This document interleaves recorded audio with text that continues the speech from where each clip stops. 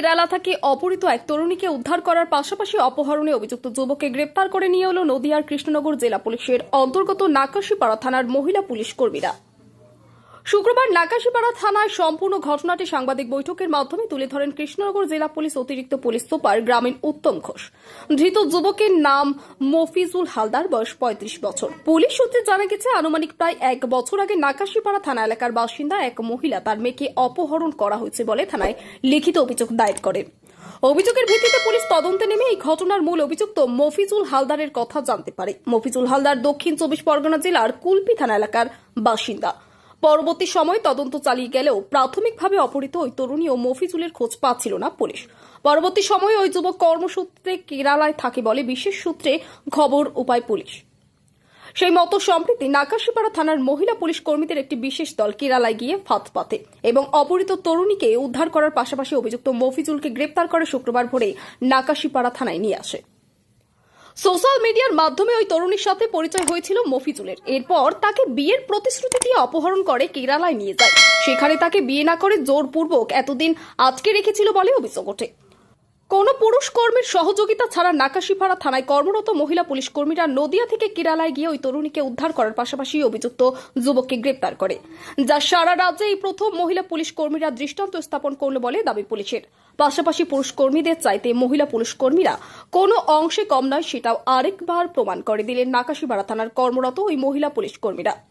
মূলত সেই কারণে আজ নাকাশীপাড়া থানায় কৃষ্ণনগর জেলা পুলিশের অতিরিক্ত পুলিশ সুপার গ্রামীণ উত্তম ঘোষ সাংবাদিক বৈঠকের মাধ্যমে ঘটনাটি তুলে ধরেন। এছাড়াও ধৃত মফিজুল হালদারকে আদালতে পেশ করা হয়েছে বলে জানায় পুলিশ।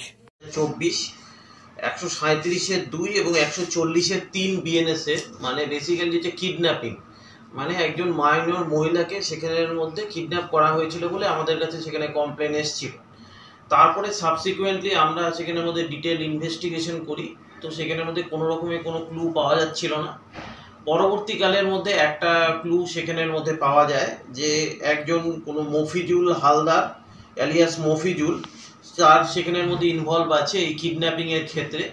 তো তারপরের মধ্যে আমাদের নাকাশীপাড়ার টিম সেখানের মধ্যে অ্যাক্টিভ হয় এবং সাবসিকুয়েন্টলি তাকে সেখানের মধ্যে থেকে আমরা কেরালা থেকে ধরে নিয়ে এসেছি। ট্রানজিট রিমান্ডের মধ্যে আমরা নিয়ে এসেছি। তারপরে আজকে তাকে কোর্টে প্রোডাকশন করা হবে। আমরা ভিজিকেও সেখানের মধ্যে রিকভারি করেছি এবং সাবসিকুয়েন্টলি তাকে আমরা সেখানের মধ্যে পিসিতে নিয়ে সেখানের মধ্যে আরও কিছু সেখানের মধ্যে লোক ইনভলভ আছে কিনা সেটাকে আমরা জানার চেষ্টা করব। এই যে অপারেশন মানে রেডটা করলেন বা আসামিকে ধরে নেওয়ার, এখানে কি সম্পূর্ণটাই মহিলা টিম ছিল? হ্যাঁ, এখানের মধ্যে আপনার সম্পূর্ণ আমাদের লেডি পিএসআই নীলোফার এবং এএসআই দীপালি নেতৃত্বে ওরাই বেসিক্যালি টোটালটাকে লিড করেছে এবং সেখানের মধ্যে লিড করে টোটাল যে মহিলা টিম সেখানের মধ্যে নিয়ে গিয়ে এই যে মফিজুল হালদার তাকে সেখানের মধ্যে ধরা হয়েছে।